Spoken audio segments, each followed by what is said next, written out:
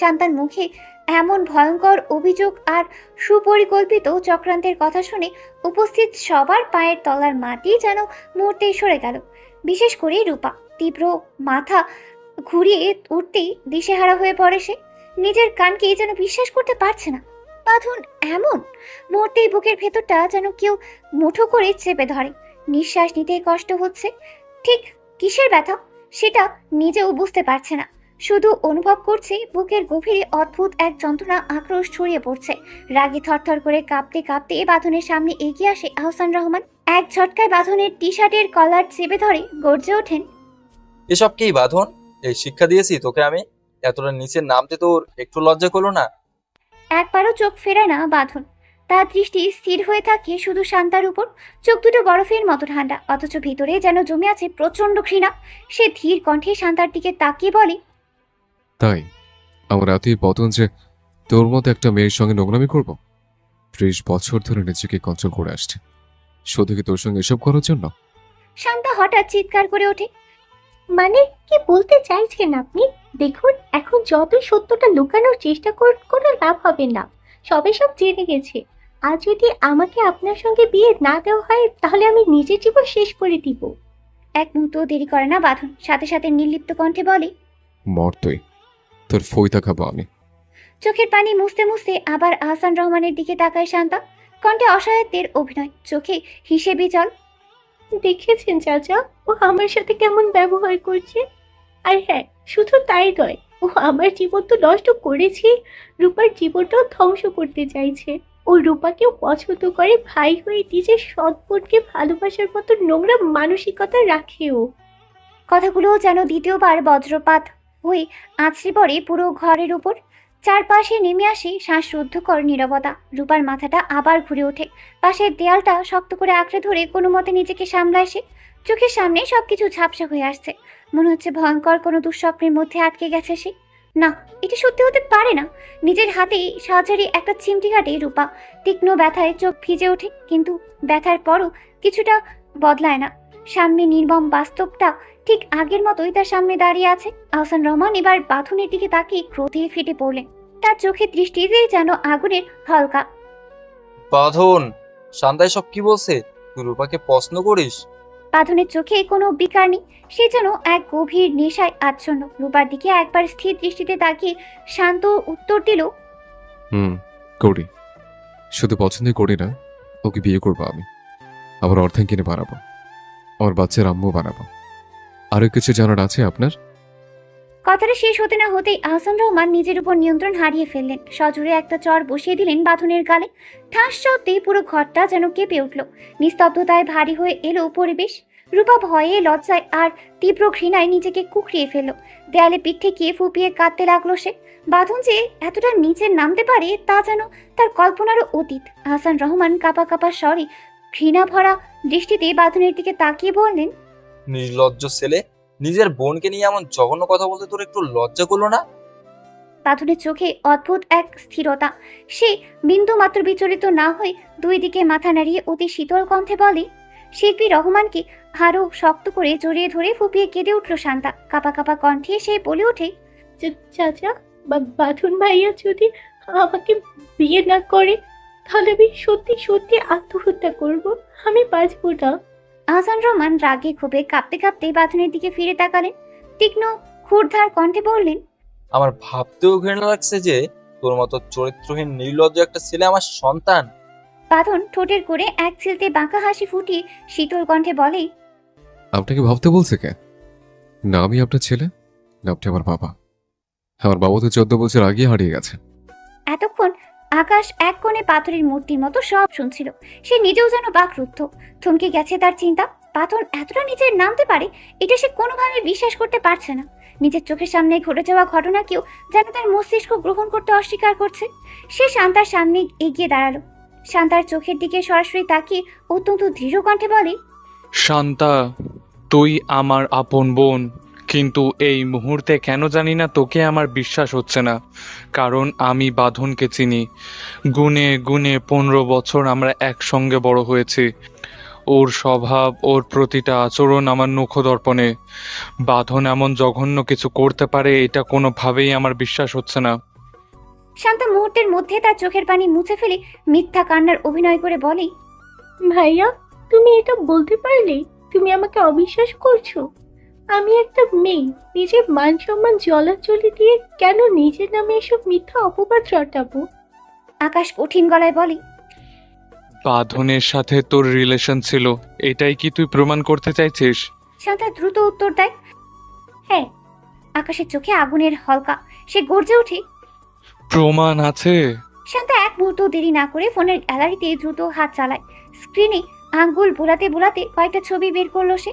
তারপর একটি ছবি আকাশের চোখের সামনে মেলে ধরে তীব্র স্বরে বলে, এই দেখো, মিথ্যা বলছি না। কিছুদিন আগে আমি আর বাঁধন ভাইয়া রেস্টুরেন্টে গিয়েছিলাম। প্রমাণটা ভালো করে দেখো ভাইয়া, আমার হাতে চুমু খাচ্ছে। ফোনের স্ক্রিনের দিকে তাকালো আকাশ। তার চোখ দুটো যেন সাথে সাথে কপাল থেকে উঠে গেল। রীতিমতো থ হয়ে গেল সে। সত্যি সত্যি ছবিতে দেখা যাচ্ছে কোনো এক অভিজাত রেস্টুরেন্টে বসে বাঁধন শান্তার হাতে আদুরে ভঙ্গিতে চুমু খাচ্ছে, আর শান্তা লজ্জামাখা হাসি হাসছে। একে একে সবাই ছবিটা দেখলো, শুধু রূপা আর বাঁধন বাদে। দুজনেই যেন পাথরের মতো জমে গেছে। দুজনেই একদম স্তব্ধ। আকাশ শান্তার হাত থেকে ফোনটা নিয়ে হুড়মুড় করে আরো কয়েকটা ছবি দেখতে শুরু করলো। একে অপরের সাথে জড়িয়ে ধরা, বিভিন্ন রোমান্টিক ভঙ্গিমায় তোলা ছবি, সবই যেন এক একটা জলজান্ত প্রমাণ। কথা বলার ভাষা হারিয়ে ফেললো আকাশ। গলার ভেতর শব্দগুলো আটকে যাচ্ছে। ঠিক তখনই হাজি রহমান কাপা পায়ে এগিয়ে এলেন বাঁধনের সামনে। বিপন্নতার সুরে বললেন, দাদু ভাই, তুই আমার নাতি, শান্তা আমার নাতনি। আমি কারো ক্ষতি হতে দিতে পারি না। মান সম্মানের প্রশ্ন, লোকে জানলে ছি করবে। তাছাড়া তুই একজন নামকরা এসপি, আমাদের বংশের সম্মান তোর উপর। দাদু ভাই, হাত জোড় করে বলছি, আমি তোদের বিয়েটা দিয়ে দিতে চাই। তুই প্লিজ না করিস না। আমাদের মাথাটা সামাজিকভাবে নিচু করিস না। বাঁধন বাঁকা চোখে শান্তার দিকে তাকিয়ে চিৎকার করে বলে উঠল, কিন্তু কেন আমি ওকে বিয়ে করব? আমার অপরাধটা কি? কেন ওই নির্লজ্জ মেয়েকে আমার ঘরে চাপিয়ে দিতে চাইছেন আপনারা? বাঁধনের মুখের উপর এই কথা শুনেই শান্তা যেন বিষাক্ত সাপের মতো ফনা তুলল। সে তার অভিনয় চালিয়ে গিয়ে দম্ভের স্বরে বলল, কি করেছেন মানে? আপনার আর আমার গভীর সম্পর্ক ছিল, তার প্রমাণ তো সবার সামনেই আছে।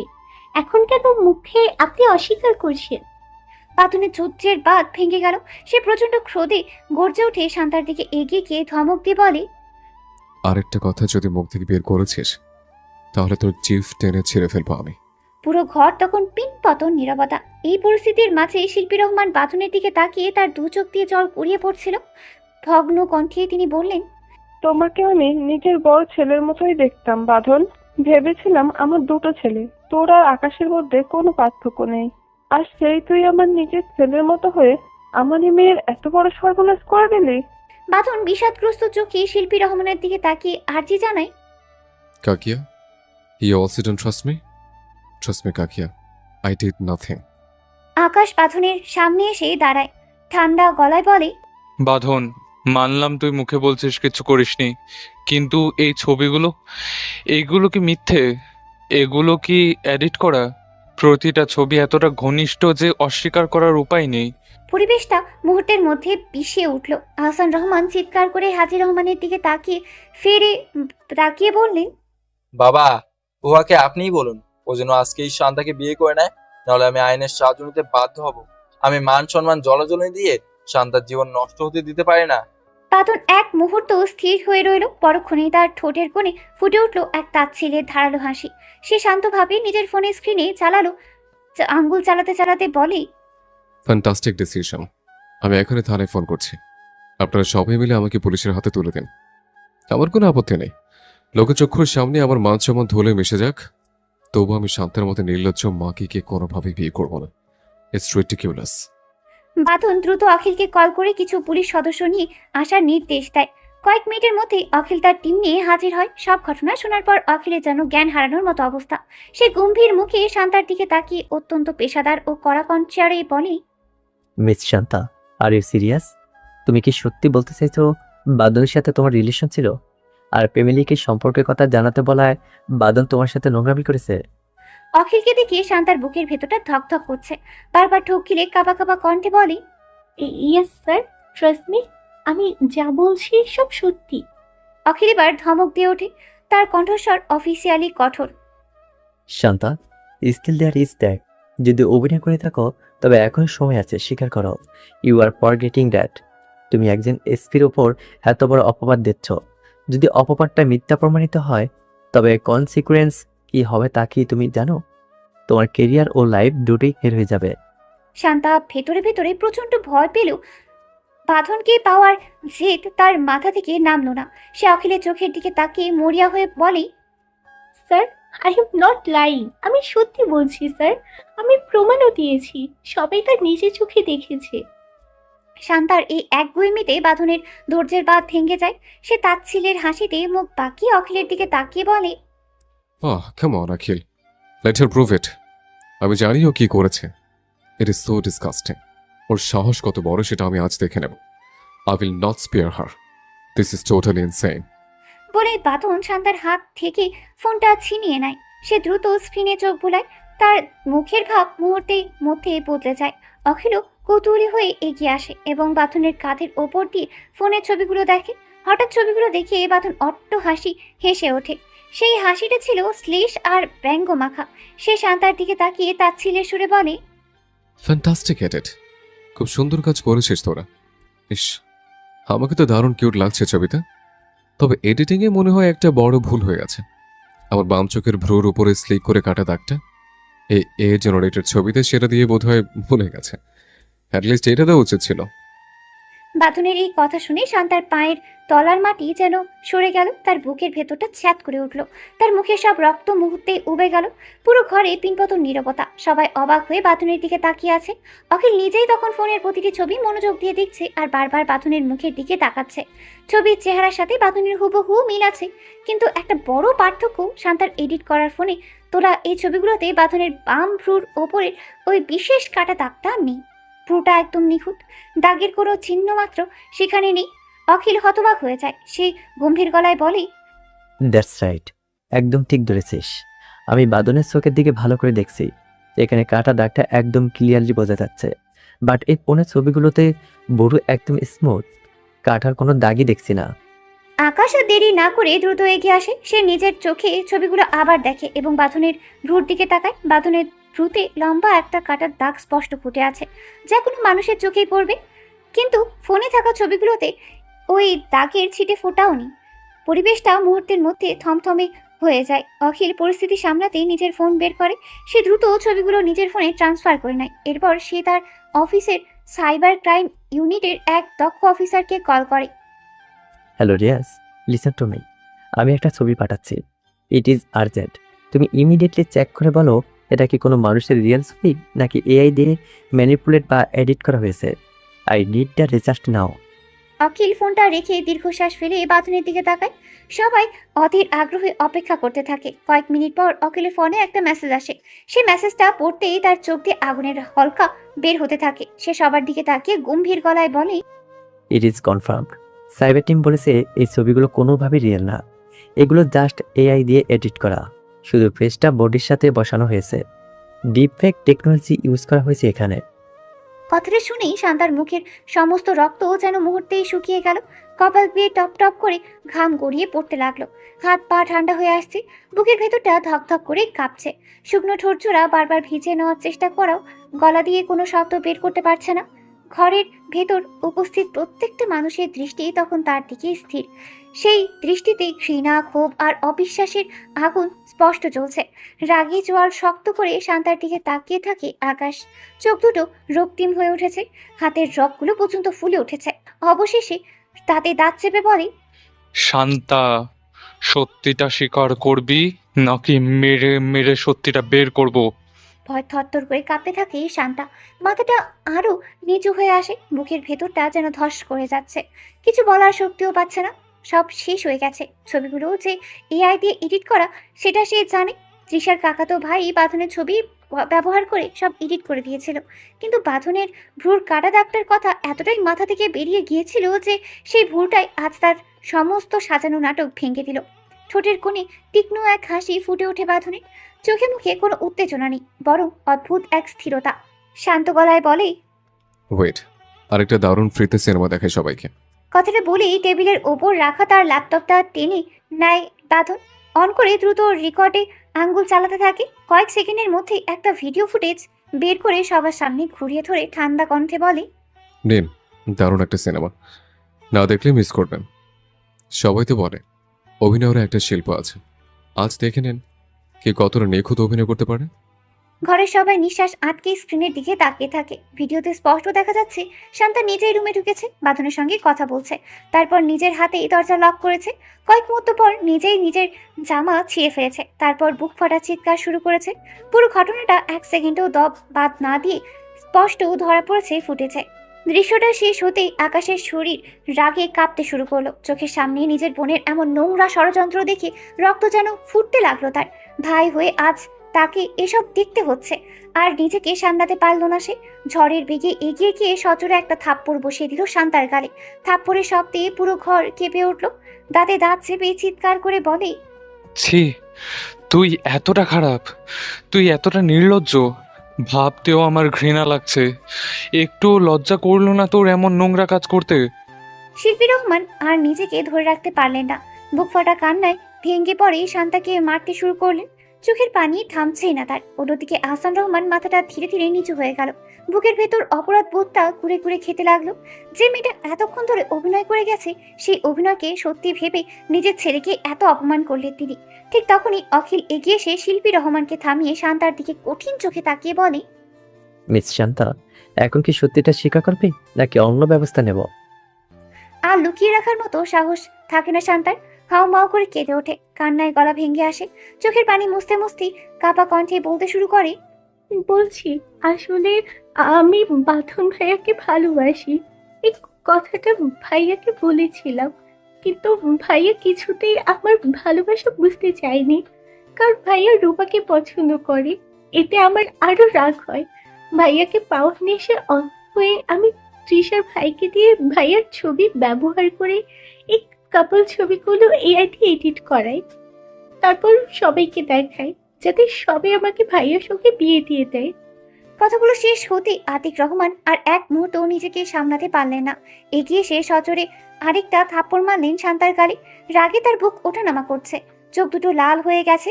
প্রচন্ড ক্ষোভে চিৎকার করে বলেন, সে তুই এতটা নিচে নামতে পারলি? একটু লজ্জা করলো না তোর? তোকে আমার মেয়ে বলতেও আজ ঘৃণা লাগছে। তুই আমার মেয়ে হতেই পারিস না। আমার কোনো মেয়ে নেই, আজ থেকে আমার মেয়ে মরে গেছে। কথাগুলো বলেই এক মুহূর্ত আর সেখানে দাঁড়ালেন না। ভারী পায়ে রুম থেকে বেরিয়ে গেলেন। ঘরের ভেতর আবারও ভারী নীরবতা নেমে এলো। কিন্তু সেই নীরবতার মাঝেও হাসান রহমানের বুকের ভেতর নতুন এক ঝড় বইতে শুরু করেছে। শান্তার মিথ্যা ধরা পড়েছে ঠিকই, কিন্তু তার মাথার ভেতর এখন অন্য এক প্রশ্ন ঘুরপাক খাচ্ছে। রূপাকে পছন্দ করে? ছেলেটার কি মাথা খারাপ হয়ে গেছে? রূপা যে তার সৎ বোন, এটা কি বাঁধন জানে না? হাসান রহমানের ভাবনার মাঝে ধীর পায়ে এগিয়ে আসে বাঁধন। মুখে এক অদ্ভুত তিক্ত হাসি, চোখে জমে আছে অপমানের বহু বছরের হিসাব। হাসান রহমানের সামনে এসে স্থির হয়ে দাঁড়িয়ে শান্ত গলায় বলে, একটু আগে কি যেন বলেছিলেন? আমি নির্লজ্জ, চরিত্রহীন একজন ছেলে, তাই না? অন্যদিকে মুখ ফিরিয়ে নেয় হাসান রহমান।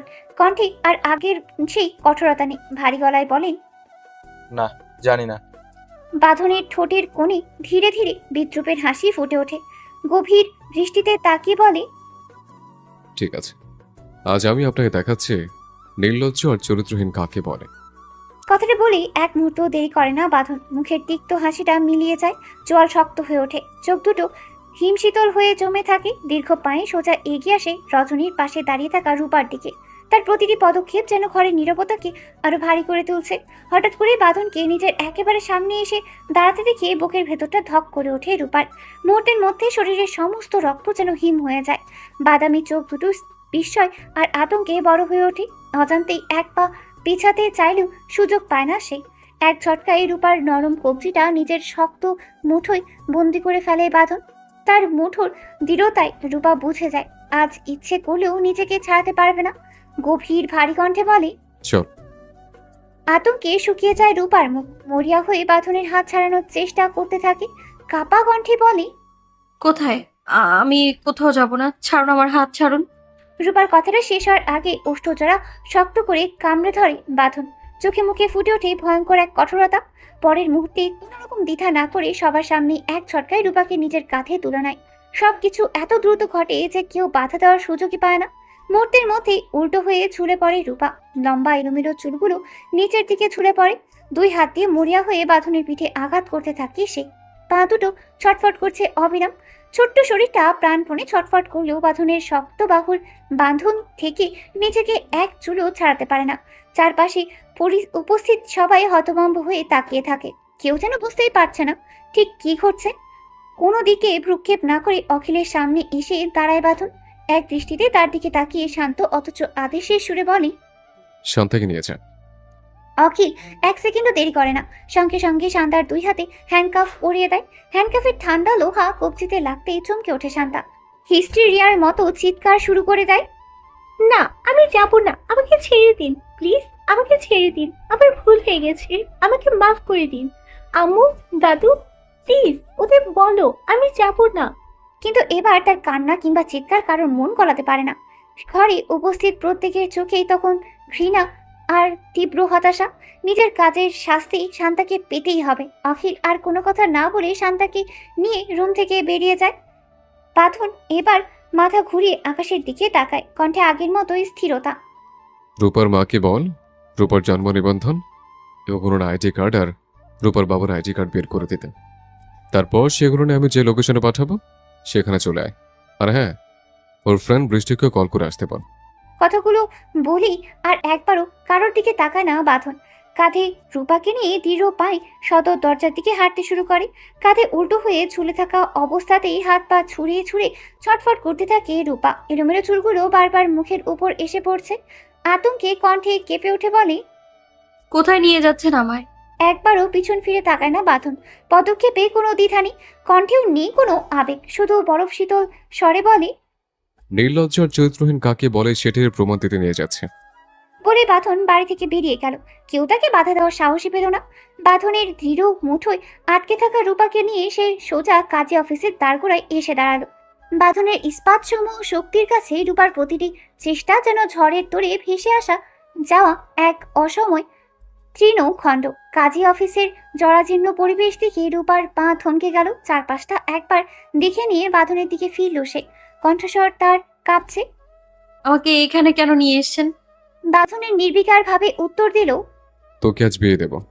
রূপার কণ্ঠস্বর বিস্ময়ে ক্ষীণ হয়ে এলো। সে শুধালো, মানে?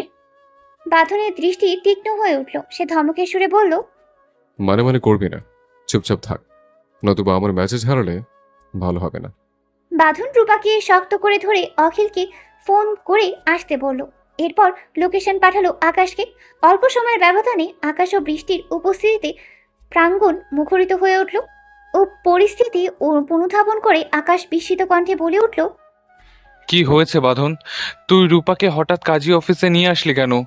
বাঁধন আকাশের দিকে তাকিয়ে নিরুত্তর রইল। কেবল আদেশ দিল, তোকে জানতে বলেছিলাম, এনেছিস? আকাশ তার পকেট থেকে রূপার জন্ম নিবন্ধন এবং তার বাবা মায়ের পরিচয়পত্র বের করে বাঁধনের হাতে তুলে দিল। বাঁধন সেগুলো গ্রহণ করলো। এরপর নিজের পকেট থেকে নিজের প্রয়োজনীয় নথিপত্র বের করে সবগুলো কাগজ কাজী সাহেবের টেবিলের উপর সশব্দে রাখলো। এরপর দৃঢ় কণ্ঠে কাজী সাহেবকে নির্দেশ দিল, এই নিন সব কাগজ, কালক্ষেপণ না করে বিয়ের প্রক্রিয়া শুরু করুন। বাঁধনের এমন আকস্মিক ও কঠোর নির্দেশনায় কাজী সাহেব থতমত খেয়ে গেলেন। রূপার মাথার ওপর যেন আকাশ ভেঙে পড়ল। বিয়ে? এসব কি বলছে বাঁধন? বিয়ে মানে? কাজী সাহেব বাঁধনকে পূর্বে চিনতেন শহরের এসপি হিসেবে। তার প্রভাব সবার জানা। চশমাটা কিঞ্চিত নামিয়ে সব হয়ে বাঁধনের দিকে তাকিয়ে তিনি বললেন, স্যার, স্যার আপনি বিয়ে মানে কার বিয়ে, কিসের বিয়ে? বাঁধন একটি চেয়ার টেনে ধপ করে বসে পড়ল। কাজের দিকে তাকিয়ে নির্লিপ্ত ভঙ্গিতে বলল, আমি কি অন্য করে বিয়ে পড়াতে এসছি এখানে? আমার বিয়ে। এখন কথা না বাড়িয়ে কুইকলি কাজ শুরু করুন। রূপা হতবিহ্বল হয়ে বলে উঠল, মানে কি কি বলছেন আপনি? বিয়ে করবেন মানে কাকে বিয়ে করবেন? রূপার দিকে তাকিয়ে বাঁধন বাঁকা হাসলো। শান্ত স্বরে বলল, রূপাকে চিনিস? রূপাকে বিয়ে করব। কথাটা যেন রূপার উপর 100 ভোল্টের শক দিল। বাঁধন তাকে বিয়ে করবে? লোকটার মাথা কি পুরো খারাপ হয়ে গেছে? রূপা চিৎকার করে বলল, আপনি এসব কি আবল তাবল বলছেন? আমায় বিয়ে করবেন মানে? Are you crazy? আপনার মাথা ঠিক আছে? সকাল থেকে রাগ কন্ট্রোল করতে করতে বাঁধনের ধৈর্যের সীমা শেষ হয়ে আসছিল। রূপার এই তর্কাতর্কি তার মাথা গরম করে দিল। এক ঝটকায় উঠে দাঁড়িয়ে রূপার দুগাল শক্ত করে চেপে ধরে বাঁধন দাঁতে দাঁত চেপে হিসিয়ে বলল, হ্যাঁ, আমার মাথা পাগল হয়ে গেছে। ম্যাট, এই মাথা যতক্ষণ না তোকে বিয়ে করছে ততক্ষণ শান্ত হবে না। সো কথা না বাড়িয়ে জাস্ট চুপচাপ থাক। আমি যা বলছি সেটাই করবি। ঠিক এই মুহূর্তে অখিল তার সঙ্গে থাকা কয়েকজন পুলিশ সদস্যকে নিয়ে কাজী অফিসে ঢুকে পড়ল। বাঁধনের হাতে রূপার দুগাল শক্ত করে চেপে ধরা অবস্থায় দেখে অখিল আটকে উঠল। বাদল, কি করছিস? Sir okay. আকাশও দ্রুত এগিয়ে এলো। তার কণ্ঠস্বরে শঙ্কা আর বিরক্তি স্পষ্ট। সে বলে উঠল, বাঁধন, তুই কি পুরোপুরি পাগল হয়ে গেছিস? রূপা তোর বোন লাগে, এই কথাটা মুখে আনলি কি করে? তোর মাথা কি আস্ত আছে? বাঁধন কোনো কথা বলল না, শুধু দুজনের দিকে এমন এক শীতল চাহনি ছুড়ে দিল যে তাদের দুজনেরই আত্মা কেঁপে উঠল। আর কথা বলার মতো সাহস তাদের কারোরই রইল না। এতক্ষণ রূপা পাথরের মতো দাঁড়িয়েছিল, কিন্তু বাঁধনের আচরণ যখন সব সীমা ছড়িয়ে গেল, সে আর নিজেকে ধরে রাখতে পারল না। সর্বশক্তি দিয়ে সে বাঁধনের বুকে এক সজোরে ধাক্কা মারল। ধাক্কা সামলাতে না পেরে বাঁধন কিছুটা দূরে ছিটকে গেল। রূপা চিৎকার করে কেঁদে উঠল, আপনি নিজেকে কি ভাবেন? হ্যাঁ, যখন তখন আমার উপর অধিকার ফলাচ্ছেন, যেভাবে ইচ্ছে আমায় ব্যবহার করছেন। আমি কি আপনার হাতের পুতুল? আমার কোনো জীবন নেই। আমি করব না আপনাকে বিয়ে। আপনি নির্লজ্জ হতে পারেন, কিন্তু আমি না। আমার সমাজের লোকলজ্জার ভয় আছে। আপনার কি মাথা পুরোপুরি খারাপ হয়ে গেছে? আপনি কি বলছেন জানেন? আপনি সমাজ বা মানুষজন মিলে জানলে না ছি ছি করবে, সেটার কোনো ধারণা আছে আপনার? বাঁধনের ঠোঁটের কোণে ফুটে উঠল এক ক্রূর বাঁকা হাসি। চোখের নিমিষে রূপার সরু কোমরটা নিজের বাঁ হাতে পেঁচিয়ে ধরে হ্যাঁচকা টানে তাকে একেবারে নিজের বুকের খাঁজে পিষে ফেলল সে। বাঁধনের শক্ত শরীরের উত্তাপ আর তার ওপর ভেসে আসা কড়া পারফিউমের গন্ধে রূপা মুহূর্তে শিউরে উঠল। তার প্রতিটি স্নায়ু যেন ভয়ে কেঁপে উঠল। বাঁধন তার তপ্ত নিঃশ্বাস রূপার কানের কাছে ছেড়ে একদম নিচু স্বরে প্রতিটি শব্দে যেন বিষ ঢেলে দিয়ে বলল, তোর এই সমাজের মায়েরে বাপ, তুই ভুলে যাচ্ছিস তুই আমার সৎবোন না। আর এই কথাটা আমি খুব তাড়াতাড়ি সবার সামনে প্রুভ করে ছাড়ব। সো বেশি কথা বলে আমাকে জাস্ট টিস করিস না। যা বলছি তা কর, নাহলে আমি তোর সাথে কি করব I am not responsible for that. সেটা আমি নিজেও জানি না। বলেই বাঁধন রূপাকে হ্যাচকা টানিয়ে নিয়ে এসে চেয়ারে বসিয়ে দিল। এরপর কাজী সাহেবের দিকে আগুনের মতো চোখ নিয়ে তাকে দরাজ গলায় গর্জে উঠল, আপনি কি তামাশা দেখছেন? তামাশা পরে উপভোগ করবেন, এখন কুইকলি কাজ করুন। বাঁধনের তর্জনী গর্জনে কাজী সাহেবের হাত পা কাঁপতে শুরু করলো। তিনি তড়িঘড়ি করে নথিপত্র গুছিয়ে বিয়ের প্রক্রিয়া শুরু করলেন। রূপা তখনও আতঙ্কিত চোখে কাঁপা কাঁপা গলায় বলে উঠল, দেখুন, আমি আপনাকে বিয়ে করব না। এভাবে জোর করে আমায় বাঁধার কোনো রাইট নেই আপনার। বাঁধন তার উপর ঝুঁকে এসে শীতল আর নিষ্ঠুর গলায় ফিসফিস করে বলল, তোর কাছে কি আমি পারমিশন চেয়েছি? বেশি বাড়াবাড়ি করলে ঠোঁট দুটো কেটে সেলাই করে দেব। একটা কথা উচ্চারণ করবি না তুই। ভীত সন্ত্রস্ত কাজী সাহেব কোনো মতে সাহস সঞ্চয় করে বাঁধনের দিকে তাকালেন। কাঁপা গলায় প্রশ্ন করলেন, কাবিননামা? কাবিননামার অঙ্কটা কত লিখবো স্যার? বাঁধন কাজী সাহেবের চোখের দিকে সরাসরি তাকিয়ে নিজের জেদ আর রূপার ওপর তার নিরঙ্কুর অধিকারের ঘোষণা দিয়ে শান্ত স্বরে বলল, আমার পুরো লাইফটাই ওর নামে লিখে দেন। কাজী সাহেব আমতা আমতা করে বললেন, স্যার স্যার নিয়ম তো এটা বলে না কাবিনের অঙ্কটা কাগজে নির্দিষ্ট থাকতে হয়। বাঁধন বিরক্তিতে ভ্রু কুঁচকে তার ওপর কোনো নিয়ম যে খাটে না সেটা দাপুটে ভঙ্গিতে বলল, আপনার আন্দাজ মতো যা ভালো বলছেন লিখে দেন। আমার এসব নিয়ম টিয়ম জানা দরকার নেই। ও জাস্ট আমার বউ হলেই হলো, দ্যাটস ইট। কাজী সাহেব আর দ্বিমত করার সাহস পেলেন না। তড়িঘড়ি করে একটা বড় অঙ্ক বসিয়ে কাবিননামা তৈরি করে নিলেন। পাশে দাঁড়িয়ে থাকা বৃষ্টি বিস্ময়ে হাঁ করে সব দেখছিল। কি ঘটছে তার বোধবুদ্ধির বাইরে। কাজী সাহেব বিয়ের আনুষ্ঠানিকতা শেষ করে কাবিননামার কাগজটা রূপার দিকে এগিয়ে দিয়ে বললেন, মা, এইখানে সইটা করে দিন। রূপার হাত পা ভয় কাঁপছে, কিন্তু তার ভিতরের জেদটুকু এখনো মরেনি। সে মাথা নাড়ালো। সই আমি করব না। বাঁধন এতক্ষণকার সেই উদ্ধত রূপ ছেড়ে ফেলে যেন এক অদ্ভুত শীতল শান্ত কণ্ঠে বলল, গুগল চলে জেদ করে না, গুড গার্লের মতো সেটা করে দেন। রূপা চিৎকার করে উঠল, কোনোভাবেই না, আমি আপনাকে বিয়ে করব না। এই শেষ বাক্যটা বাঁধনের ভিতরে সমস্ত সংযম চুরমার করে দিল। রাগে তার চোখ দুটো আগুনের গোলার মতো জ্বলছে। বাঁধন এক ঝটকায় উঠে দাঁড়িয়ে চোখের পলকে অখিলের কোমরের বেল্ট থেকে রিভলভারটা কেড়ে নিল। কেউ কিছু বুঝে ওঠার আগেই সে ঝড়ের গতিতে রূপার কাছে এগিয়ে গিয়ে তার মাথার সাথে পিস্তলটা চেপে ধরল। দাঁতে দাঁত চেপে প্রতিটা শব্দে যেন মৃত্যুর হুমকি নিয়ে সে ফিসফিসিয়ে বলল, ভালো কথায় কাজ হয় না, তাই না? আমাকে রাগিয়ে না দিলে তো শান্তি হয় না। লাস্ট ওয়ার্নিং, এই মুহূর্তে যদি কাগজে সই না করিস তবে এখান থেকে একটা বুলেট সোজা তোর মাথায় খুলি ফুরে বেরিয়ে যাবে। Do it right now. এতক্ষণ জেদ ধরে থাকলেও রিভলভারের শীতল স্পর্শে রূপার কণ্ঠ রুদ্ধ হয়ে গেল। ভয়ে তার সারা শরীর থরথর করে কাঁপতে থাকলো। এক মুহূর্তের জন্য সে ডুকরে কেঁদে ফেলল। তার কান্নার রোল কানে আসতেই বাঁধনের ভ্রু যুগল কুঁচকে উঠল। চরম বিরক্তির স্বরে সে গর্জে উঠল, এই খ্যানখানানি থামা। ফাকিং খ্যানখানানি একদম পছন্দ না আমার। কথায় কথায় তোর প্যাং প্যাংয়ের স্বভাবটা বদলাবি। রূপা চোখের জলে ভাসতে ভাসতে অস্পষ্ট স্বরে বলল, কেন এমন করছেন আমার সাথে? কি করেছি আমি আপনার? বাঁধন রিভলভারের নলটা রূপার কপালে আরো চেপে ধরে হিংস্র চোখে তাকিয়ে বলল, তোর এই পালের ফালতু প্রশ্ন করা বন্ধ কর। খালি কথার কথা। 2 মিনিটে ডেডলাইন দিচ্ছি। এর মধ্যে যদি সই না করিস তবে খোদার কসম এই কাজে অফিসে থেকে তোর লাশ বের হবে, আর আমি সেটা নিজেই করব। এই কথা বলেই বাঁধন নিজের ঘড়ির দিকে তাকালো। সেকেন্ডের কাঁটাটার দিকে তাকিয়ে সময় গুনতে শুরু করলো, যেন ঘড়ির প্রতিটি টিক টিক শব্দ রূপার জীবনের শেষ মুহূর্তে সংকেত দিচ্ছে। বৃষ্টি কাপা কাপা পায়ে রূপার পাশে এসে দাঁড়ালো। করুণ স্বরে ফিসফিস করে বলল, রূপা, আমার কথা শোন প্লিজ। তুই সইটা করে দে, পরে যা হওয়ার হবে। এই মুহূর্তে অন্তত নিজের প্রাণটা বাঁচা প্লিজ বোন। আমার সইটা করে দে। রূপা মাথা নিচু করে টুকরে কাঁদছে। বাঁধন কেন এমন উন্মাদ হয়ে উঠেছে তা সে কোনোভাবেই বুঝে উঠতে পারছে না। তবে এইটুকু সে স্পষ্ট বুঝতে পারছিল যে বাঁধন তাকে বিয়ে না করে ছাড়বে না, আর না মানলে হয়তো মেরেই ফেলবে। হঠাৎ রূপার মস্তিষ্কে একটা বুদ্ধি খেলে গেল, তাকে পালাতে হবে। যে করেই হোক একখান থেকে তাকে বের হতেই হবে। সে এক গভীর শ্বাস নিয়ে চোখের পানি মুছে বাঁধনের দিকে তাকালো। স্থির নিচু গলায় বলল, শুনুন, আমি বিয়ে করব। রূপার হঠাৎ এমন নমনীয়তায় বাঁধনের মনে সন্দেহের কাঁটা ফুটল। সে তীক্ষ্ণ দৃষ্টিতে রূপার দিকে তাকিয়ে বলল, গুড গার্ল। রূপা কিছুটা সময় নিয়ে স্বাভাবিক হওয়ার ভান করে বলল, কিন্তু এইভাবে বিয়ে করব? বিয়ে তো জীবনে একবারই হয়। এখন যেভাবে আছি এভাবে বউ না সেজে বিয়ে করতে আমার একদমই ইচ্ছে করছে না। আমার খুব শখ বউ সেজে বিয়ের পিঁড়িতে বসার। তার চেয়ে বরং আমাকে বউ সাজান, তারপর বিয়েটা হোক। রূপার প্রস্তাবটি বাঁধনের কাছে বিন্দুমাত্র সুবিধার মনে হলো না। সন্দেহের আতিশয্যে ভ্রু কুঁচকিয়ে বলল, পালানোর পথ খুঁজছিস?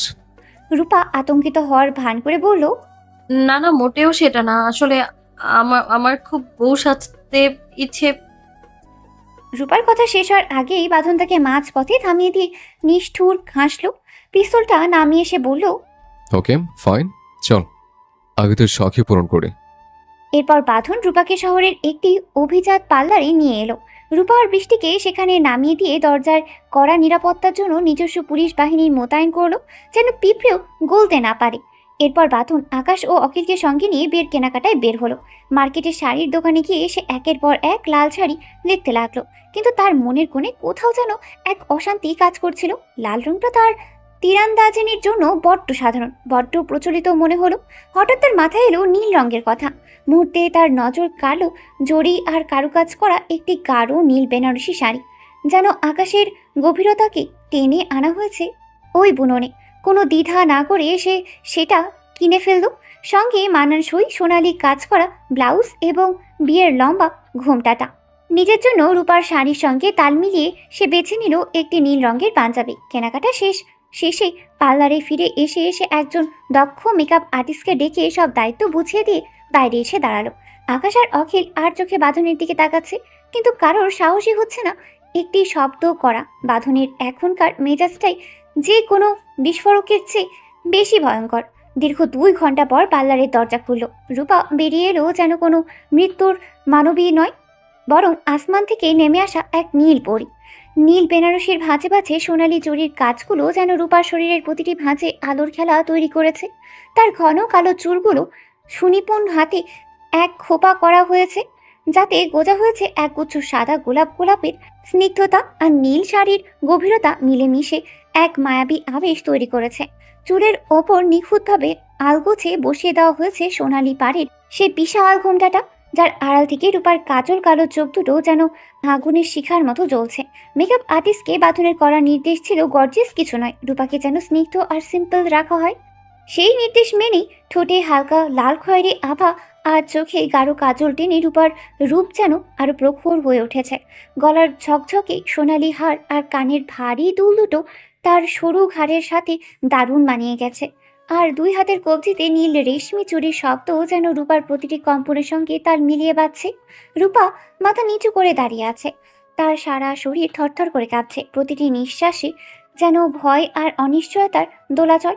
সে মরিয়া হয়ে পালানোর জন্য সুযোগ খুঁজছিল, কিন্তু বাঁধন তাকে সেই ছিটে ফোটা সুযোগটুকুও দিচ্ছে না। লোকটা যেন হঠাৎ এমন আদিম জেদ নিয়ে উঠল, সেই ধাঁধার কোনো উত্তর খুঁজে পাচ্ছে না সে। পার্লারের দরজা খুলে রূপা বেরিয়ে আসতেই বাঁধনের চোখের পলক যেন মুহূর্তের জন্য স্তব্ধ হয়ে গেল। তার চারপাশে থাকা জগৎটা যেন এক লহমায় ফিকে হয়ে গেল। শুধু সামনে দাঁড়িয়ে থাকা নীল অপসরীটাই তার অস্তিত্বের সবটুকু দখল করে নিল। ঘোর লাগা দৃষ্টিতে বাঁধন অপলক চেয়ে রইল সামনে থাকা অষ্টাদশীর দিকে। এই প্রথম রূপাকে শাড়িতে দেখেছে সে, আগে কখনো কোনো মেয়ের দিকে এমন মুগ্ধতা নিয়ে তাকাতে দেখেনি সে। কিন্তু এমন রূপার দিকে তাকিয়ে তার মনে হলো শাড়ির ভাঁজে মেয়েটি সত্যি মোহনীয় আর মায়াবী লাগে। ঠিক সেই মুহূর্তে রূপাও বাঁধনের দিকে তাকালো। পুরুষটিকে দেখা মাত্রই তার বুকের ভেতরটা আবারও কেঁপে উঠল, তবে এবার ভয়ের চেয়েও বেশি ছিল বিস্ময়। বাঁধনের দিকে তাকিয়ে রূপা যেন মন্ত্রমুগ্ধের মতো হাঁ হয়ে গেল। বাঁধনের পরনে গাঢ় নীল পাঞ্জাবি, যার হাতা নিখুঁতভাবে কুনোয় পর্যন্ত গোটানো, হাতের পেশি আর শিরাগুলো যেন তার কাঠিন্যের পরিচয় দিচ্ছে। পরনে সাদা জিন্স, পায়ে স্টাইলিশ স্নিকার্স, বাম হাতের কবজিতে কালো ব্র্যান্ডের চকচকে স্মার্ট ওয়াচটি তার ব্যক্তিত্বকে আরও ধারালো করে তুলছে। কপালে ঝুলে থাকা কয়েকটা এলোমেলো চুল তার রকচটা চেহারায় এক ধরনের বুনো আকর্ষণ তৈরি করছে। রূপার মনে হলো কোনো পুরুষ পাঞ্জাবি পরলে যে এতটা হ্যান্ডসাম আর পুরুষালী লাগতে পারে তা বাঁধনকে না দেখলে সে কোনোদিন জানতেই পারতো না। দুজনের দৃষ্টি একে অপরের ওপর আছড়ে পড়ল। রূপার চোখ স্তব্ধতা আর বাঁধনের চোখে এক তীব্র দখলদারি চারপাশটা মুহূর্তের জন্য থমকে গেল। অন্যদিকে বৃষ্টিও যেন ঘোর লাগা দৃষ্টিতে রূপার বাঁধনের দিকে তাকিয়েছিল। বাঁধনকে এই প্রথম সে পাঞ্জাবিতে দেখল। একটা পুরুষ এতটা সুদর্শন হতে পারে তা বৃষ্টি আগে কখনো কল্পনাও করতে পারেনি। বাঁধনের ব্যক্তিত্ব আর গাম্ভীর্য যে তাকে সম্মুহূর্তের মতো আটকে রেখেছে। ঠিক তখনই আকাশের নজর পড়ল বৃষ্টির উপর। দেখলো বৃষ্টি হাঁ করে বাঁধনের দিকে তাকিয়ে আছে। মুহূর্তে আকাশের দুই হাত রাগে ও হিংসায় মুষ্টিবদ্ধ হয়ে উঠল। এভাবে তাকিয়ে থাকার কি আছে? মানছে বাঁধন সুন্দর, তাই বলে বৃষ্টি এভাবে ওর দিকে তাকিয়ে থাকবে কেন? এই চিন্তা আসতেই আকাশ বৃষ্টির পাশে এসে দাঁড়ালো। বৃষ্টির কানের কাছে মুখটা ঝুঁকিয়ে অত্যন্ত নিচু ও তীক্ষ্ণ স্বরে ফিসফিস করে বলল, জীবনে কি কোনো পুরুষ দেখনি? এইভাবে নির্লজ্জের মতো তাকিয়ে আছো কেন বাঁধনের দিকে? চোখ নামাও। আকাশের এই তপ্ত ফিসফিসানি কানে আসতেই বৃষ্টি চমকে উঠল। সে দ্রুত চোখ নামিয়ে আকাশকে দেখল। থরথর কাঁপতে থাকা গলায় বলল, স্যার, এইসব আপনি কি বলছেন? আকাশের জল শক্ত হয়ে উঠল। গম্ভীর কণ্ঠে এসে বলল, বাঁধনের দিকে আর কখনো তাকাবে না তুমি। শুধু বাঁধন কেন, কোনো পুরুষের দিকে তুমি আর কোনো দিনও চোখ তুলে তাকাবে না। বৃষ্টি অবাক চোখে আকাশের দিকে চেয়ে রইল। আমতা আমতা করে বলল, কেন স্যার, তাকালে কি হবে? আকাশ রাগে দাঁতে দাঁত চেপে হিস করে বলল, আবার প্রশ্ন করছো কেন? তোমাকে ছেলেদের দিকে তাকাতেই হবে? ছেলেদের দিকে না তাকালে কি তোমার চলবে না? ভদ্র মেয়েরা কখনো কোনো পুরুষের দিকে এইভাবে হা করে তাকিয়ে থাকে না। বৃষ্টির আত্মসম্মানে লাগলো। সে প্রতিবাদ করে বলল, তার মানে কি আমি অভদ্র? এত কথা বলো কেন তুমি? তোমাকে তাকাতে নিষেধ করেছি মানে তাকাবে না। আকাশের ধৈর্যচ্যুতি ঘটল। সে গর্জে উঠে বলল, বৃষ্টি আবার কিছু বলতে যাবে, ঠিক তার আগেই আকাশ বৃষ্টির চোখের দিকে ভয়াবহ এক দৃষ্টি হেনে হনহনিয়ে সামনের দিকে হাঁটতে শুরু করলো। যাওয়ার সময় নিচু স্বরে হুমকি দিয়ে গেল, নেক্সট টাইম যদি দেখি আবার বাঁধনের দিকে তাকিয়েছো তাহলে তোমার চোখের মণি আমি উপরে হাতে নিয়ে আসবো, মনে থাকে যেন। বৃষ্টি স্থবির হয়ে দাঁড়িয়ে রইল। আকাশের এই অদ্ভুত আর আক্রমণাত্মক আচরণের মানে সে কিছুতেই মেলাতে পারছে না।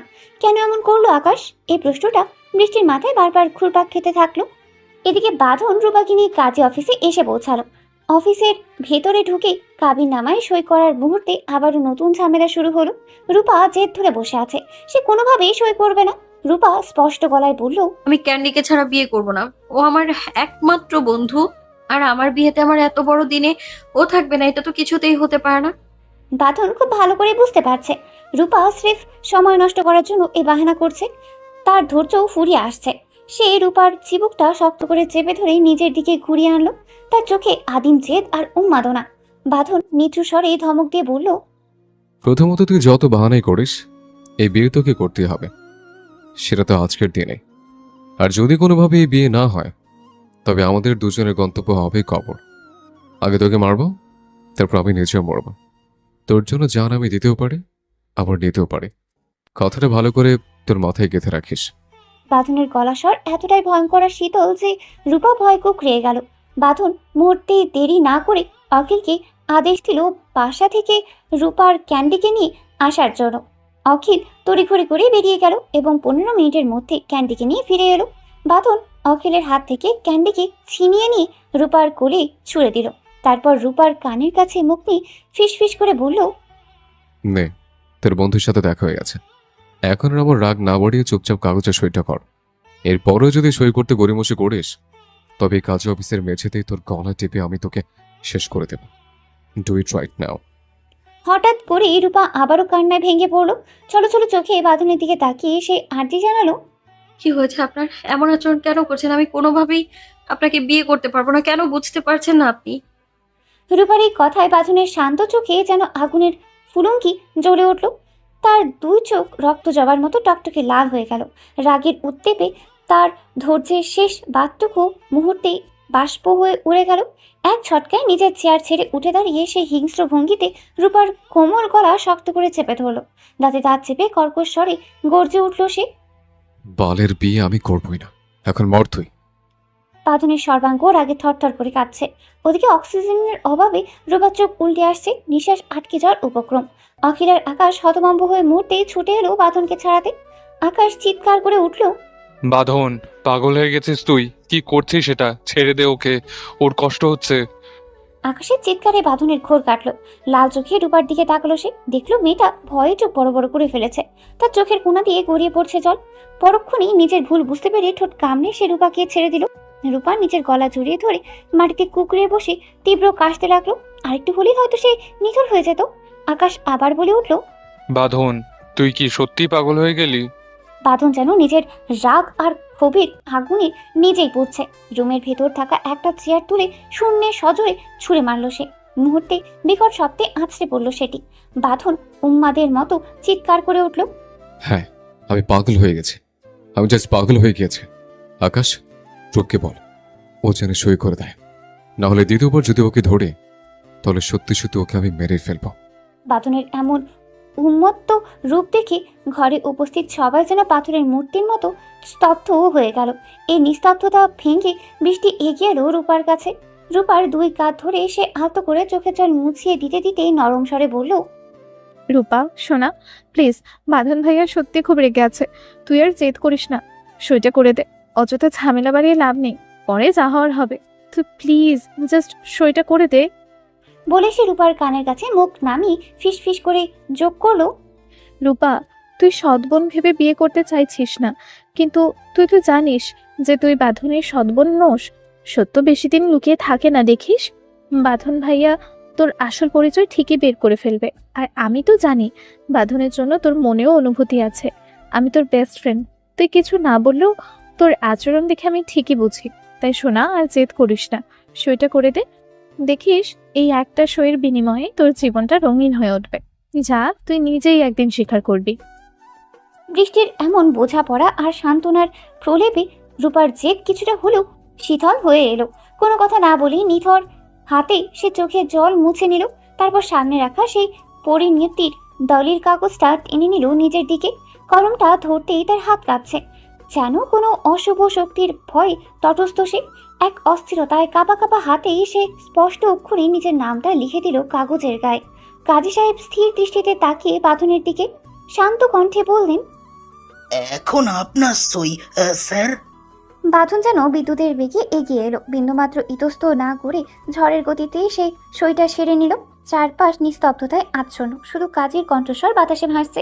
বিয়ে পড়ানোর আনুষ্ঠানিকতা শুরু হলো। সবাই যেন পাথরের মূর্তির মতো দাঁড়িয়ে। কাজী সাহেব রূপাকে কবুল বলতে নির্দেশ দিলেন। রূপা মাথা নিচু করে রইল, তার কণ্ঠ যেন গলায় আটকে আছে, কোনো শব্দই বেরোচ্ছে না। এমন মুহূর্তে চাপে রূপার কাঁধ জড়িয়ে ধরে বৃষ্টি ফিসফিস করে বলল, কবুল বলে দে রূপা, কিচ্ছু হবে না, নিজেকে শক্ত রাখ। বৃষ্টির কথায় রূপার চোখ বন্ধ করলো। গভীর এক নিঃশ্বাস ফেলে অত্যন্ত নিচু স্বরে বলে উঠল, আলহামদুলিল্লাহ কবুল। নিয়ম অনুযায়ী 3বার তাকে কবুল বলানো হলো। এরপর কাজী সাহেব বাঁধনের দিকে ফিরতেই সে যেন অধীর আগ্রহে প্রতীক্ষা করছিল। ঝড়ের গতিতে সেও উত্তর দিল, আলহামদুলিল্লাহ কবুল। বাঁধনের মুখ থেকেও 3বার উচ্চারণ হলো সেই চিরস্থায়ী বন্ধনের শব্দ। এরপর কাজী সাহেব মোনাজাতের জন্য দুহাত তুললেন। আকাশ নিঃশব্দে এসে দাঁড়ালো বৃষ্টির পাশে। বাঁধনের চোখে পড়ল রূপা মোনাজাতের জন্য হাত তুলছে না। এক মুহূর্ত দেরি করলো না সে। রূপার হাত থেকে ক্যান্ডিকে সরিয়ে টেবিলের ওপর রেখে নিজেই রূপার 2 হাত আলতো করে ধরে মোনাজাতের ভঙ্গিতে তুলে ধরলো। তারপর নিজেও হাত তুলল। পুলিশ সদস্য অখিল, বৃষ্টি আর আকাশ সবাই একাত্ম হয়ে মোনাজাত ধরল। কাজী সাহেব সমুচ্চরে দোয়া করতে লাগলেন যাতে এই 2 অস্থির হৃদয়ের জীবনে শান্তি নেমে আসে, যেন পরম করুণাময় তাদের অনাগত দিনগুলোকে সুখের চাদরে মুড়িয়ে দেন। তারপর বিয়ের সব আনুষ্ঠানিকতা শেষ করে রাত প্রায় 8টার দিকে রূপাকে নিয়ে রহমান বাড়িতে ফিরে বাঁধন। সারা দিন রহমান পরিবারের কারোর মুখে এক ফোঁটা খাবারও ওঠেনি। বিশাল হলরুমের সোফাগুলোতে সবাই উদ্বিগ্ন মুখে বসে আছে। প্রত্যেকের চোখ বারবার সদর দরজার দিকেই ছুটে যাচ্ছে। বাঁধন হঠাৎ করে রূপাকে কোথায় নিয়ে গেল, কেন নিয়ে গেল, এই প্রশ্নই যেন সবাই বুকের ভেতর পাথরের মতো চেপে বসে আছে। পুরো বাড়িটা অস্বাভাবিক নীরব। সেই নীরবতার মাঝেও উৎকণ্ঠার ভারী নিঃশ্বাস যেন স্পষ্ট শোনা যাচ্ছে। ঠিক তখনই সদর দরজাটা ঠেলে ভিতরে প্রবেশ করে বাঁধন। তার ঠিক পেছনে ধীর পায়ে ভিতরে ঢোকে রূপা। বৃষ্টি, আকাশ। মুহূর্তের মধ্যে হলরুমের সবাই দাঁড়িয়ে পড়ে। রূপা মাথা নিচু করে বুকের সঙ্গে ক্যান্ডিকে এমন শক্ত করে জড়িয়ে রেখেছে যেন ছোট্ট খরগোশটাই এখন তার পৃথিবীর সবচেয়ে নিরাপদ আশ্রয়। টকটকে নীল বেনারসিতে মোড়া তার ছোট্ট শরীরটা কাঁপছে, চোখ দুটো কান্নায় ফুলে লাল হয়ে আছে। এলোমেলো চুলের ফাঁক দিয়ে কয়েকটা গোছা বারবার মুখের ওপর এসে পড়ছে, কিন্তু সেগুলো সরানোর শক্তিটুকু যেন হারিয়ে ফেলেছে সে। রূপার পরনে বিয়ের সাজ দেখেই রহমান পরিবারের সবার চোখ বিস্ময়ে বড় হয়ে যায়। কয়েক সেকেন্ডের জন্য যেন কারোর মুখ দিয়ে কোনো শব্দই বের হয় না। রজনী রহমান প্রায় দৌড়ে এসে রূপার 2 কাঁধ ধরে ফেলেন। উৎকণ্ঠায় তার কণ্ঠ কেঁপে ওঠে। কি হয়েছে রূপা? এই বিয়ের সাজ কেন? এভাবে শাড়ি পরে আছিস কেন? কোথায় গিয়েছিলে তোরা? কথা বল মা, কি হয়েছে? রূপা কিছুই বলতে পারে না, ঠোঁট দুটো কাঁপে, কিন্তু কোনো শব্দ বের হয় না। মাথাটা আরো নিচু করে শুধু ক্যান্ডির বুকের সঙ্গে শক্ত করে জড়িয়ে ধরে দাঁড়িয়ে থাকে। আহসান রহমান ধীর পায়ে এগিয়ে এসে বাঁধনের সামনে দাঁড়ান। রাগে তার জল শক্ত হয়ে আছে, চোখে মুখে জমাট ক্ষোভ। তিনি সরাসরি বাঁধনের চোখে চোখ রেখে গম্ভীর স্বরে বললেন, কোথায় নিয়ে গেছিলি রূপাকে? আর ওর গায়ে এই বিয়ের সাজ কেন? বাঁধনের মুখে বিন্দুমাত্র অস্থিরতা নেই, যেন কিছুই ঘটেনি। ঠোঁটের কোণে হালকা তাচ্ছিলের হাসি ফুটিয়ে সম্পূর্ণ স্বাভাবিক গলায় বলে, সহজ করে বলে, রূপাকে নিয়ে কাজে অফিসে গিয়েছিলাম, তারপর সুন্দর করে 3বার কবুল বলে বিয়ে করে নিয়ে এসেছি। এবার বুঝতে পেরেছেন? নাকি হাতে কলমে ম্যাপ এঁকে বুঝিয়ে দিতে হবে? মুহূর্তের মধ্যেই মনে হলো বাঁধনের একটা কথাই পুরো হলরুমে যেন বোমা ব্লাস্ট হয়ে গেল। চারিদিকে থমথমে নীরবতা নেমে এলো। উপস্থিত প্রত্যেকের মুখে বিস্ময় আর অবিশ্বাসের ছাপ। রজনী রহমান চোখ যেন কপাল ছুঁই ছুঁই। আহসান রহমান রাগে কাঁপতে কাঁপতে বাঁধনের দিকে তীক্ষ্ণ দৃষ্টিতে তাকিয়ে তাতে দাঁত চেপে বললেন, বধন, ফয়জলামির একটা লিমিট আছে। বাঁধন ঠোঁটের কোণে নির্লজ্জ তাচ্ছিল্য করা হাসি টেনে 2 হাত প্যান্টের পকেটে ঢুকিয়ে নিশ্চিন্ত ভঙ্গিতে দাঁড়িয়ে রইল। তারপর কাঁধ ঝাঁকিয়ে বলল, রিল্যাক্স শ্বশুরমশাই, আমি কোনো জোক করছি না, সিরিয়াসলি বলছি। আপনার মেয়েকে সত্যি বিয়ে করেছে, সো একটু রেসপেক্ট দিয়ে কথা বলবেন। আফটার অল, আমি এখন আপনার মেয়ের হাজব্যান্ড। নিজের ছেলের মুখে শ্বশুর মশাই ডাক শুনে আহসান রহমান বিষম খেয়ে কাশতে শুরু করলেন। ওপাশে দাঁড়িয়ে থাকা বৃষ্টি ফিক করে হেসে ফেলতে যাচ্ছিল। মুহূর্তের মধ্যে আকাশ তার মুখ চেপে ধরে কানের কাছে ফিসফিস করে বলল, এই কি করছো? একদম হাসবে না। আগুনে আর কেরোসিন ঢেলো না প্লিজ।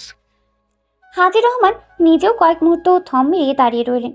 এই কেমন নাতি, নিজের বাবা কি শ্বশুর বানিয়ে ফেলেছে? কপালে গভীর ভাঁজ ফেলে তিনি ধীরে ধীরে বাঁধনের সামনে এসে দাঁড়ালেন, বললেন, দাদু ভাই, তোর মাথাটা কি পুরোপুরি গেছে? কি সব বলছিস তুই? তুই রূপাকে বিয়ে করছিস মানে? Are you mad? বাঁধন এক পলক মাথা নিচু করে দাঁড়িয়ে থাকা রূপার দিকে তাকালো, তারপর আবার দাদুর দিকে তাকিয়ে ঠোঁটের কোণে বাঁকা হাসি ফুটিয়ে বলল, ইয়েস দাদু, তোমার নাতনি আমাকে পুরোপুরি পাগল বানিয়ে ফেলেছে। তাই ভাবলাম যখন পাগল হয়ে গেছে তখন ফুল পাগলই হই। সে তোমার নাতিকে বিয়ে করে নিলাম। এখন আর নো রিগ্রেটস। হাসান রহমান রাগে ফুঁসতে ফুঁসতে এক পা এগিয়ে এলেন, চোখ দুটো রক্তিম, কপালের শিরাগুলো টনটন করছে, দাঁতে দাঁত চেপে গর্জে উঠলেন, নির্লজ্জ ছেলে, একটু লজ্জা করছে না সব মুখে আনতে? বাঁধন বিন্দু মাত্র বিচলিত হলো না, ঠোঁটের কোণে তাচ্ছিলের হালকা হাসি ফুটিয়ে হাসান রহমানের চোখে চোখ রেখে শান্ত অথচ ধরালো কণ্ঠে বলল, আপনি তো নির্লজ্জ বলছিলেন আমাকে, তো আমি শুধু প্রমাণ করে দিলাম আমি ঠিক কতটা নির্লজ্জ হতে পারি। আমি তো কখনো বলিনি আমি ভদ্র, আদর্শ কিংবা সাধু মানুষ। এক মুহূর্তে থেমে বাঁধন রূপার দিকে একবার তাকালো, তারপর আবার হাসান রহমানের দিকে দৃষ্টি ফিরিয়ে ঠান্ডা হাসি হেসে বলল, আর একটা কথা যদি রূপের জন্য আমাকে নির্লজ্জ বলা হয় তাহলে আই ডোন্ট কেয়ার। বাঁধন রূপের বেলায় একবার না 1000 বার নির্লজ্জ হতে রাজি আছে। হাসান রহমান রাগে থরথর করে কাঁপতে কাঁপতে এক পা এগিয়ে এলেন, রাগে তার চোখ দুটো লাল হয়ে উঠেছে, আঙ্গুল তুলে বাঁধনের দিকে তাকিয়ে তাতে দাঁত চেপে বললেন, একজন এসপি হয়ে নিজের সৎ বোনকে বিয়ে করতে তোর একটু লজ্জা করলো না? বাঁধন ঠোঁটের কোণে নির্লজ্জ একটা বাঁকা হাসিটা টেনে দুই হাত পকেটে রেখে দাঁড়িয়ে রইল, চোখে মুখে বিন্দুমাত্র অনুশোচনাই, বরং তার হাসিটা আরও গভীর হলো। কয়েক সেকেন্ড হাসান রহমানের চোখে চোখ রেখে তারপর ধীর ঠান্ডা গলায় বলল, আরে শ্বশুরমশাই, একই কথা আর কতবার বলবো আপনাকে? আমার লজ্জা শরম বলে কিছু নাই। আমার প্রাউড নির্লজ্জ বয়। তবে হ্যাঁ, নির্লজ্জ হই শুধু আপনার মেয়ের বেড়ায়। সো প্লিজ এই একই ডায়লগ রিপিট করবেন না। বাঁধনের কথায় হাসান রহমানের মুখ আরো শক্ত হয়ে উঠল। রজনী রহমান এবার রূপার দুই কাঁধ আরো শক্ত করে ধরে ফেললেন, তার চোখ ভিজে গেছে, কাঁপা কণ্ঠে বললেন, রূপা, বাঁধন যা বলছে সেগুলো কি সত্যি? তোদের সত্যি বিয়ে হয়েছে? কিছু বল মা, চুপ করে দাঁড়িয়ে আছিস কেন? রূপা মাথা আরো নিচু করে ফেলল, ঠোঁট কাঁপছে কিন্তু একটা শব্দ বের হলো না। বুকের সঙ্গে সাদা খরগোশ ক্যান্ডিকে আরো শক্ত করে জড়িয়ে ধরল সে। রূপার নীরবতা দেখে বাঁধন মুচকি এসে রজনী রহমানের দিকে তাকালো। নতুন বউ তো, তাই একটু লজ্জা পাচ্ছে। সব কথা কি আর মুখে ফুটে বলতে পারে? আমার কথা যদি বিলিভ না হয় তাহলে ওয়েলকাম মিসেস রজনী রহমান, আমার রেসপেক্টেড শাশুড়ি। শাশুড়ি শব্দটা কানে যেতেই মুহূর্তে রজনী রহমানও বিষম খেয়ে কাশতে শুরু করলেন। অন্যদিকে বৃষ্টির অবস্থা একেবারেই করুণ, হাসিটা গলার কাছে আটকে আছে, কিন্তু আকাশ এখনো পেছন থেকে শক্ত করে তার মুখ চেপে ধরে রেখেছে। হঠাৎ হঠাৎ হাসির দমক উঠলেই বৃষ্টির কাঁধ কেঁপে উঠছে, চোখ মুখ চিকচিক করে পানি ভরে যাচ্ছে, মুখ দিয়ে কোনো শব্দ বেরোতেই পারছে না, শুধু নাক দিয়ে হু হু শব্দ বের হচ্ছে। আকাশ কানের কাছে মুখ নিয়ে ফিসফিস করে বারবার বলছে, কন্ট্রোল, প্লিজ কন্ট্রোল। এইভাবে হেসে ফেললে ভাই আজ আমাদের দুজনকে লাইভ কবর দিয়ে দেবে। বৃষ্টির চোখ বড় বড় হয়ে যাচ্ছে, চোখের পাতা বারবার উল্টে যাচ্ছে। রজনী রহমান মিথ্যে অভিনয় কষ্ট ভরা চোখে বাঁধনের দিকে তাকিয়ে বললেন, তুমি হয়তো আমাকে কোনো দিন মা হিসেবে মেনে নিতে পারোনি, সেটা আমি মেনে নিয়েছি, কিন্তু রূপা তোমার কি ক্ষতি করেছিল? একটা নিষ্পাপ মেয়ের জীবন নিয়ে এমন খেললে কিভাবে? একটা সৎ বোনকে বিয়ে করতে তোমার বুক একবারও কাঁপল না? তুমি একজন এসপি, সমাজের মানুষ তোমাকে সম্মান করে। কাল যখন সবাই জানবে একজন নামকরা এসপি নিজের ঘরে সৎ বোনকে বিয়ে করেছে, তখন রহমান পরিবারের মান সম্মান কোথায় গিয়ে দাঁড়াবে একবারও ভেবেছো? রজনী রহমানের কথাগুলো শেষ হতেই পুরো হল রুমে পিনপত নীরবতা নেমে আসে। কয়েক মুহূর্তে কারো মুখে কোনো শব্দই ফোটে না। বাঁধন ধীরে ধীরে মাথা তুলে রজনী রহমানের দিকে তাকায়, তার চোখে না আছে অনুশোচনা, না আছে দ্বিধা। ঠান্ডা স্থির কণ্ঠে বলে, লোকলজ্জার ভয় থাকলে কিছু জিনিস কোনোদিন নিজের করে পাওয়া যায় না। কিছু জিনিস নিজের করে নিতে হলে বুকের ভেতর সাহস রাখতে হয়, সমাজের ভয়কে পাশ কাটিয়ে সামনে এগিয়ে যেতে হয়, তবেই মানুষ তার কাঙ্ক্ষিত জিনিসটা পায়। আর সমাজের ভয়ে যদি বারবার পিছু হটেন তাহলে সারা জীবন পেছনেই পড়ে থাকতে হবে। কারণ সমাজ কানাঘোষা করতে জানে, বদনাম রটাতে জানে, কিন্তু বিপদের সময় পাশে দাঁড়াতে জানে না। That's the reality. Ahsan Rahman আর নিজেকে নিয়ন্ত্রণ রাখতে পারেন না, রাগে তার কণ্ঠ গর্জে ওঠে। ব্যাস, অনেক হয়েছে।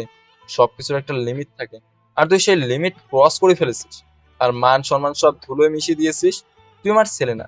আজ থেকে আমার ছেলে মরে গেছে, বেরিয়ে যা আমার বাড়ি থেকে। তোর মুখও আমি আর দেখতে চাই না। বাঁধন যেন এই কথাটারই অপেক্ষায় ছিল। এক চিলতে তিক্ত হাসি ঠোঁট ছুঁয়ে মিলিয়ে যায়। হাসান রহমানের চোখে চোখ রেখে নির্লিপ্ত কণ্ঠে বলে, ওকে ফাইন, আপনার সিদ্ধান্ত আমি মেনে নিলাম। আজকের পরে মুখ নিয়ে আর কোনো দিন আপনার সামনে দাঁড়াবো না। কথা শেষ করে বাঁধন রূপার সামনে গিয়ে দাঁড়ায়। কোনো সুযোগ না দিয়ে তার কবজিটা ধরে ফেলে। আদেশের সুরে বলে, চল। রূপার বুকটা ধক করে ওঠে। ভয়ত কণ্ঠে বলে, কোথায়? বাঁধন এবারও নরম না হয়ে শীতল কৃতিত্বপূর্ণ কণ্ঠে বলে, তোর হাজব্যান্ড যেখানে যাবে সেখানে যাবে। রূপা মাথা নাড়াতে নাড়াতে হাত ছাড়ানোর চেষ্টা করে। প্রায় কান্না জড়িত কণ্ঠেই বলে, না, আমি আমার বাড়ি ছেড়ে কোথাও যাবো না, প্লিজ ছেড়ে দিন আমায়। বাঁধন রূপার কবজিটা আরো শক্ত করে চেপে ধরে। চোখের দৃষ্টি একটুও নরম হয় না। কৃত্তিত্বে ভরা কণ্ঠে বলে, কিসের বাড়ি? এটা এখন আর তোর বাড়ি না, আর আমারও না। ফ্রম নাও অন তোর বাড়ি একটাই, যেখানে আমি থাকবো, কারণ ইউ আর মাই ওয়াইফ। রজনী রহমান আর নিজেকে সামলাতে পারেন না। এক পা এগিয়ে এসে উৎকণ্ঠিত কণ্ঠে বলেন, বাঁধন, ওকে ছেড়ে দাও। তুমি ওকে এভাবে নিয়ে যেতে পারো না। বাঁধন ধীরে ধীরে মুখ ঘুরিয়ে রজনী রহমানের দিকে তাকায়। চোখে মুখে কঠিন একরোখা ভাব। ঠান্ডা দৃঢ় কণ্ঠে বলে, with due respect Mrs Rajani Rahman, এটা বলার অধিকার এখন আর কারো নেই। Rupa, she is my wife. So আমি যেখানে যাব আমার ওয়াইফও সেখানেই যাবে। রূপা মরিয়া হয়ে নিজের হাত ছাড়ানোর চেষ্টা করতে করতে কান্না জড়িত কণ্ঠে বলে, আমি যাব না, আপনার সাথে কোথাও যাব না। আমি এই বাড়ি ছেড়ে যাব না। হাসান রহমান আর সহ্য করতে না পেরে কঠোর কণ্ঠে বলে ওঠেন। বাঁধন, রূপাকে ছেড়ে দে বলছি। বাঁধন এবার ধীরে ধীরে তার দিকে তাকায়। চল শক্ত করে ওঠে। হিসিয়ে ট্রাকে কাপা কণ্ঠে বলে, আই ডোন্ট থিঙ্ক আমাকে বিয়ে করেছে বউকে রেখে একা থাকার জন্য। বিয়ে করেছে মানে ফ্রম টুডে 24/7 আমার ওয়াইফ আমার সাথে থাকবে, অ্যান্ড দ্যাটস ফাইনাল। কথাটা শেষ করেই বাঁধন এক ঝটকায় রূপাকে কাঁধে তুলে নেয়। হঠাৎ ভারসাম্য হারিয়ে ক্যান্ডির উপর কোল থেকে নিচে পড়ে যেতে নেয়। ঠিক তখনই আকাশ বৃষ্টির মুখ থেকে হাত ছড়িয়ে দ্রুত দৌড়ে গিয়ে ক্যান্ডিটাকে লুফিয়ে নেয়। কাঁধে উল্টো হয়ে ঝুঁকে থাকা অবস্থাতেই রূপা দুমদাম করে বাঁধনের চড়া পিঠে কিল ঘুষি মারতে থাকে। চোখ বেয়ে টপ টপ করে পানি ঝরছে। ছটফট করতে করতে চিৎকার করে বলে, ছাড়ুন, আমি আর যাবো না আপনার সাথে। নামান আমায় প্লিজ। রূপাকে কাঁধে নিয়ে দরজার দিকে এগিয়ে যাচ্ছিল বাঁধন। ঠিক তখনই আহসান রহমানের বজ্রকণ্ঠে পা থামিয়ে দেয় পুরো হলরুম। আহসান রহমান তীব্র রাগে বলেন, তুই ওকে কোথায় নিয়ে যাচ্ছিস? তোর কি নিজের কোনো বাড়ি আছে যেখানে ওকে নিয়ে রাখবি? বাঁধন ধীরে ধীরে ঘাড় ঘুরিয়ে আহসান রহমানের দিকে তাকায়। কাঁধে ছটফট করতে থাকা রূপাকে এক হাত দিয়ে আরো শক্ত করে সামনে নিয়ে ঠান্ডা আত্মবিশ্বাসী কণ্ঠে বলে, আমি ওকে কোথায় রাখবো, কি খাওয়াবো, কি পড়াবো, সেগুলো নিয়ে আপনাকে ভাবতে হবে না। আমার বউ, আমি কোথায় রাখবো, কি খাওয়াবো, সেটা আমি বুঝবো। You don't have to worry about that. এক মুহূর্তে থেমে চারপাশ একবার তাকায় সে। তারপর আবার আহসান রহমানের চোখে চোখ রেখে দৃঢ় কণ্ঠে বলে, আপনি আপনার সংসার নিয়ে থাকুন, আমি আমার সংসার বুঝে নিয়েছি। এই বাড়িতে আমার বলতে আর কেউ নেই। যা আমার ছিল সেটা আমি সঙ্গে নিয়েই যাচ্ছি। শেষ কথাটা বলেই বাঁধনের ঠোঁটের কোণে ক্ষীণ তিক্ত এক হাসি ফুটে ওঠে। দরজার দিকে ঘুরে হাঁটতে হাঁটতে উচ্চ সুরে ছুড়ে দেয়, so good bye Mr Hasan Rahman. রূপাকে সঙ্গে নিয়ে বাড়ির গ্যারেজে এসে থামে বাঁধন। একটু সময় নষ্ট না করে নিজের টাকায় কেনা BMW বাইকটা বের করে আনে। ঠিক তখনই আকাশ আর বৃষ্টি বাড়ির ভিতর থেকে বেরিয়ে আসে। আকাশ বাঁধনের সামনে এসে কপাল কুঁচকে গম্ভীর কণ্ঠে বলে, এত রাতে কোথায় যাবি? বাঁধন বাইকের হ্যান্ডেলের হাত রেখে নির্বিকার দৃষ্টিতে আকাশের দিকে তাকিয়ে শান্ত কণ্ঠে বলে, শহরে থাকার জায়গার অভাব নেই। রূপা সঙ্গে সঙ্গেই মাথা নাড়িয়ে কাপা কণ্ঠে বলে, আমি যাব না। আপনি কি কানে শুনতে পান না? আমি কোথাও যাব না। বাঁধন ধীর পায়ে এগিয়ে সেই রূপার ঠিক সামনে দাঁড়ায়। দুজনের মাঝখানে দূরত্বটুকুও মিলিয়ে যায়। তারপর চোয়াল শক্ত করে ভয় ধরানো কণ্ঠে বলে, আর একটা শব্দ যদি তোর মুখ থেকে বের হয় তাহলে মুখে টেপ লাগিয়ে নিয়ে যাব। Don't test my patience. কথা শেষ করেই কোনো সুযোগ না দিয়ে রূপার হাত ধরে জোর করে তাকে বাইকের পিছনের সিটে বসিয়ে দেয়। আকাশ এগিয়ে সেই ক্যান্ডিটাকে আলতো করে রূপার কোলে তুলে দেয়। তারপর নিজের বাইকের কাছে গিয়ে বৃষ্টির দিকে তাকিয়ে মৃদু কণ্ঠে বলে, ওঠো, তোমাকে বাসায় নামিয়ে দিয়ে আসি। বৃষ্টি চুপচাপ মাথা নাড়ে। সারাদিনের ধাক্কায় তার শরীর এখনো কাঁপছে। ধীর পায়ে এগিয়ে সে বাইকে উঠে বসে। এদিকে বাঁধন বাইক স্টার্ট দিতেই ইঞ্জিনের গর্জনে চারপাশ কেঁপে ওঠে। বাইক সামান্য এগোতেই ভারসাম্য হারানোর ভয়ে রূপা চমকে উঠে বাঁধনের কাঁধ শক্ত করে আঁকড়ে ধরে। ওদিকে আকাশও নিজের বাইক স্টার্ট দিয়ে ঠোঁটের কোণে হালকা হাসি টেনে বৃষ্টির দিকে তাকিয়ে বলে, আমি কিন্তু আস্তে বাইক চালাতে পারি না, ভালো করে ধরে বস।